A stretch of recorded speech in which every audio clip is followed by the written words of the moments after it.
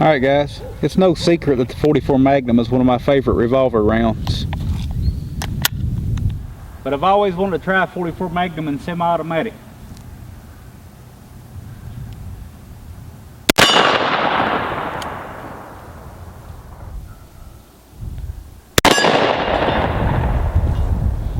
So I figured today we'd try the Desert Eagle.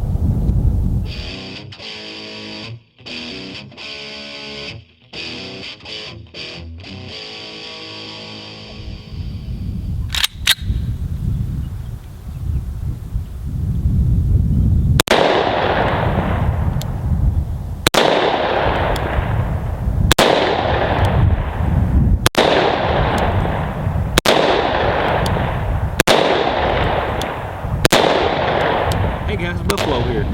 Today I've got my hands on a Desert Eagle 44 Magnum by Magnum Research. We're going to shoot it a little bit, talk about it a little bit. Now I'm not an expert on these guns. This one is actually a borrowed gun. A friend of mine sent it over. Thanks Chuck for sending this gun over. But we're going to shoot it some. Let's start out with these water jugs. Let's put them to rest.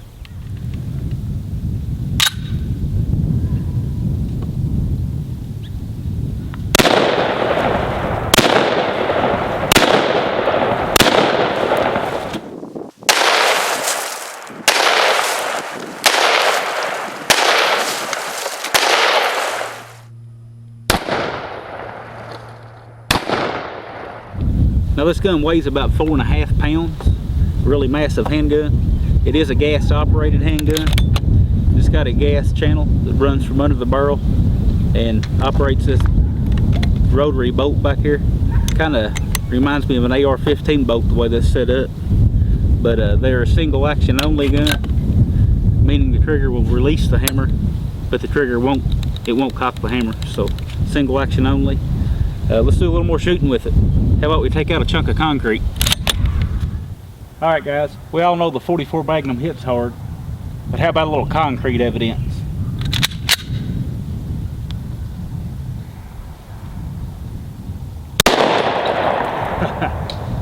Yeah, I'd say it hits pretty hard.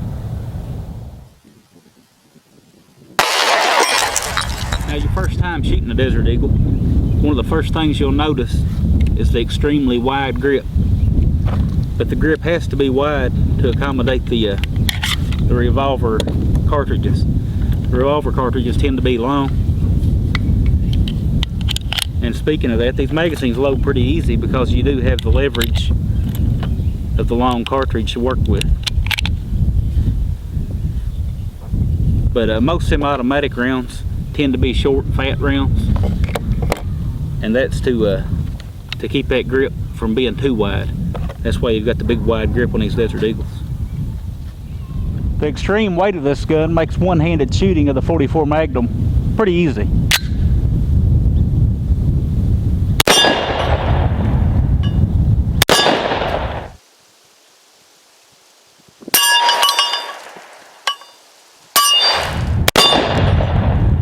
Alright guys, now this gun field strips fairly easy. It's got a button on this side. You'll press that button in, come over here, pull down on your takedown lever, and it'll release your barrel and your slide. Now, I like to turn the gun upside down to pull the slide off, otherwise your springs will fall out. But that's all there is to it. Pretty simple stuff. Everything just goes back together like you took it apart. Barrel goes back on and pull up on your takedown lever. Good to go. Alright guys, got a couple of cabbages up here. Let's make some Kentucky coleslaw.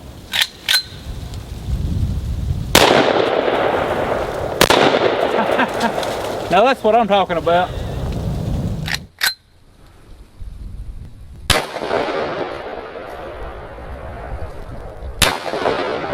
Ha ha ha ha ha ha.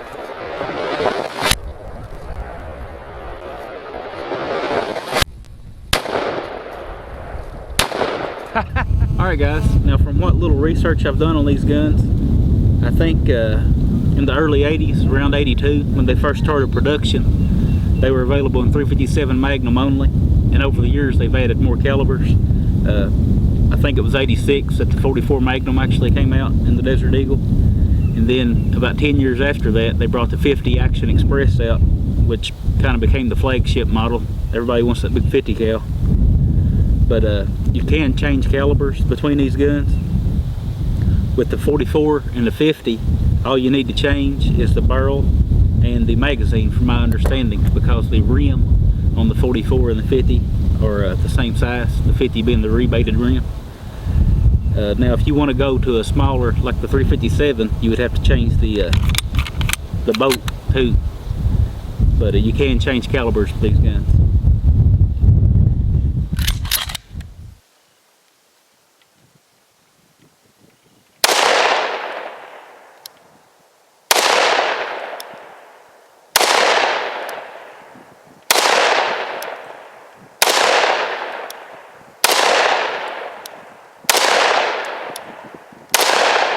Now these guns aren't real practical to carry, but they sure are fun to shoot. One of Hollywood's favorite guns. They've been in about 500 movies, best I can tell, and a bunch of video games. But they're not real practical, and I say that because a gun, this thing weighs about 4.5 pounds, as I mentioned earlier, which is roughly the same as 2 Glocks and a J-frame revolver, and probably a little extra ammo. So you could carry all these or one of these. But sometimes practical don't matter. People go on vacations every year.